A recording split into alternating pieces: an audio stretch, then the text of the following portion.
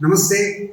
Karnataka is will be soon heading for elections, and one achievement that Karnataka perhaps can showcase to the entire nation is its education, the initiatives in education, and the way Karnataka has implemented NEP.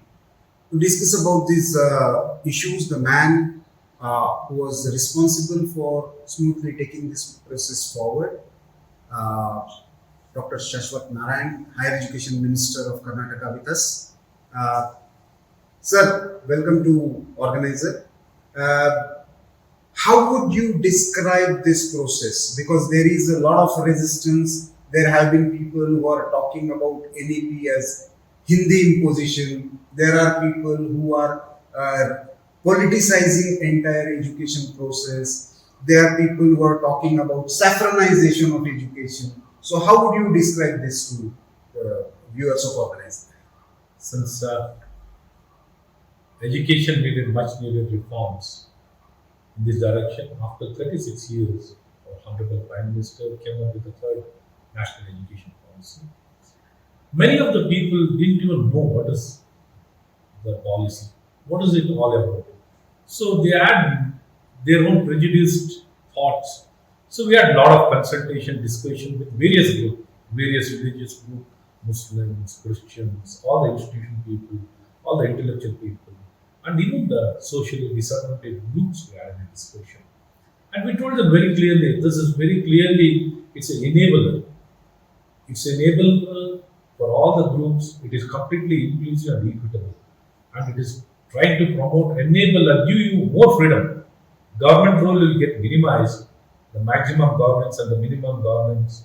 Government is the main concept all about the NEP, and giving the right kind of flexibility, removing all the rigidity. It is very progressive how the worlds have progressed by adapting the right education system, because in our country we need to convert the humans into a really asset. So probably in this direction, learning and skilling and the right kind of reforms are much needed. Probably this is what is going to transform our country and our society. And in this process, the 21st century is knowledge-based economy. So knowledge is everything. Creation, learning, gaining of knowledge, creation of knowledge is very important. So we need to, as a society, India has always been known for knowledge, and we need to progress, do well, and become the Vishwaguru with retaining our culture, traditions, and along with that gaining the right kind of knowledge and integration with the entire world globalized system. So we need to be futuristic and provide a world-class education to our sections of society. And all this discussion, we had in a very open discussion with everybody. We kept everything open, so there are no grounds or grievance, but they would still wanted to politicize. Just make a statement without understanding. They just want to make a blanket statement, no trying to politicize. That is a Hindutva agenda, that is saffron agenda, all these kinds of things. And we were very clear also when it came to the history. We told yes. When it comes to the history, yes. We told them yes. History, we have to address the history. What the mistakes has been done, definitely yes. We have got any issues, definitely we do.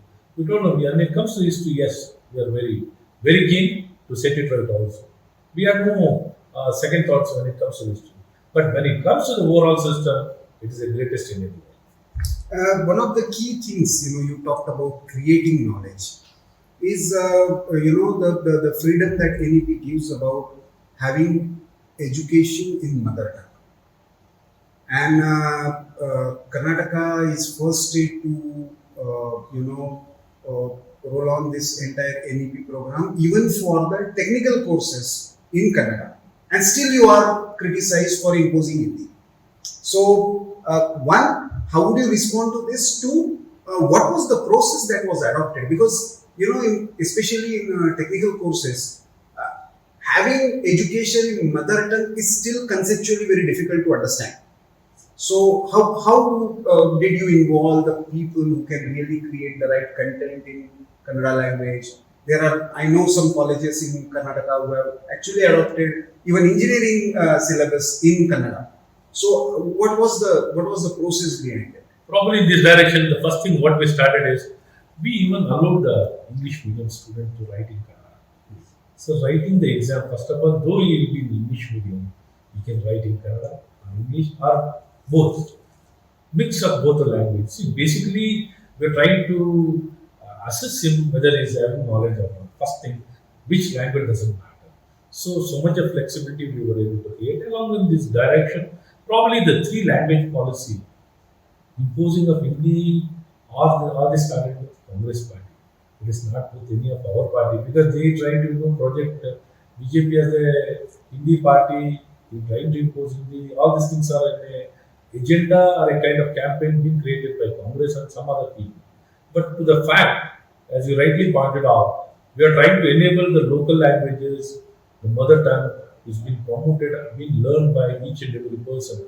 We are for the conservation, we are the preservation of the promotion of the mother tongue and the local language. In this direction, we made it very clear. We told the choice of language. We told very clearly one of the national language you can select, one of the international language you can select, one of the local languages. Among the three, it is a choice of the student. We are not telling them to choose which language. The national language, anything they can choose. So one language other than the mother tongue, he has to say. One international language. So we kept so much of freedom. We told them, earlier you had mentioned this is the language which you need to study. But now we are telling choice of language is yours, choice of subject is yours. So choices all students. But what about creating content for that? Content, sir, content now since in this technology, translation can happen through technology translation also, and we did it through a right resource. We have a vast resource of people when it comes to the translation of the subjects, which we did it immediately, and we were the first people to come out with a Kannada translated or the Kannada language books for learning in professional education in engineering and many more courses. And many more courses we offered in the mother tongue, and which was done by the resourceful people. We have the Kannada University, where the resource people they came out with the meeting Vishweshwarya Technological University also. They created the right kind of content, and the books were offered for the students to read. Karnataka has got a great tradition of Indian knowledge system also, right? From if we see whether Vijayanagara Empire or Mysore Wadiyar kingdom, they have got very good resources when it comes to Indian knowledge system, right from governance to science technology to even dance, traditionally in Karnataka. Now, if that knowledge is to be, contextualized for the present times, Indian knowledge system for the present generation is also another critical aspect. One initiative that Karnataka government has taken is about this Chanakya University. What was the concept behind it? How far it is contributing in creating and promoting Indian knowledge system? What has been done is, whatever in the past, in our civilizations, in the past, the managed, whatever they developed, all this content, whatever was developed in those times, it has been completely digitalized, translated, and available for the learning. And it has been very simplified. And the entire process it looks so big, but we went into preservation, and as well as transforming the content through digitalization, make it available for each and every person to further research, do the further research. For further studies, we have made the enablement in a very big way, so that even whatever the old manuscripts need to be stored, preserved, and at the same time it should not be damaged. So we were able to facilitate, and the entire process has been simplified. The learning system, sharing of knowledge, sharing of information, it has been done very well. And now digital platforms also we're able to allow. Are you allowing private partnership in this entire process for Yes, sir. digitization and 100%. See, ultimately in the society, the very purpose of national education policy is bringing all the stakeholders, bringing the society, industry, government, academia, researchers, scholars, NGOs, social. So nothing should happen in isolation. Let it be culturally, all possible aspects. The classroom is no more. The learning is no more limited to the classroom. The entire world is a learning place. The flexibility is being used. Ultimately, we want them to have the learning outcome. where how he has learned is important. The flexibility, the resource, the facility, wherever it is available, he can go learn. Not necessarily you have to learn in my place only. The student in Bangalore can go to Delhi learn, and he can come and write exam. Only thing is he should learn this. But when it comes to electioneering and campaigning, ultimately you will have to showcase your achievements. If you have to, showcase the achievement of higher education ministry, what are the three things that you will tell to the present generation who are the first time voters? How are you going to tell them your three achievements? See, first of all, the youngsters, the children, they come here to gain knowledge. One small percent of students, they come basically for the sake of knowledge. Majority they come for livelihood, for their livelihood and how their best they can get employed and be industry ready. Probably in this direction, the entire learning process now has been completed, interlinked, aligned back to back with the industry and national skill qualification framework has been completely aligned. Learning and skilling is happening parallelly. So basically, we are enabling them to be industry ready and more so to have a job. He's ready for the job also. And to enable, and in this direction, we are allowing the pursuit of excellence also. The quality is not being compromised. Earlier, somehow, some gain some degree, some namesake degree is not the purpose. Now it is basically concept based learning. By doing so, by doing all these things, we want to ensure that his confidence level or his personality or leadership quality, the experience of being confident about himself. We need to make him confident that that aspect we are emphasizing a lot. And we are telling all these things if you compare with earlier, it is a difficult story to make everybody understand. Probably we are making our best of best effort. How it is transforming, the real transformation is happening through this national education policy. Earlier, this kind of impact never has been individual level. By doing so, our government has taken all the care and concern to empower and entitle each and every person. That aspect we are trying to make them understand repeatedly by organizing many programs, by essay competitions, by debate competition, quiz competition, and many other ways. We're trying to make them understand what is it all about, what is NEP. Time and again, we are asking them to discuss in each institution level and as well as the student level. So the discussion should happen, the debate should happen, the questioning should happen, and we are enabling. How far institutions are ready to implement it in letter and spirit? Because they also need some clarity. Earlier, everything will come from UGC and then they would perhaps take it to their councils and senate. And so, It's definitely a challenge, sir. Definitely, I don't dispute that, sir. Probably in this direction, the capacity building of the resource also needs to happen. The capacity building of resource also is happening in a very big way. Their attitude or the concept. Now it is not more of student centric or institution centric. It is more of student centric.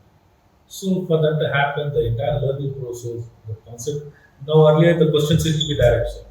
If I suddenly have this kind of questioning pattern and change the entire process, what will happen? Very well. What will happen academically? What kind of results will you get? What kind of impact will happen? That's a big challenge. So now what we are trying to tell, make it very simple, sir. If you are asking me to go across to the mandate, go to the people, go across to the people and see what we are telling very clearly.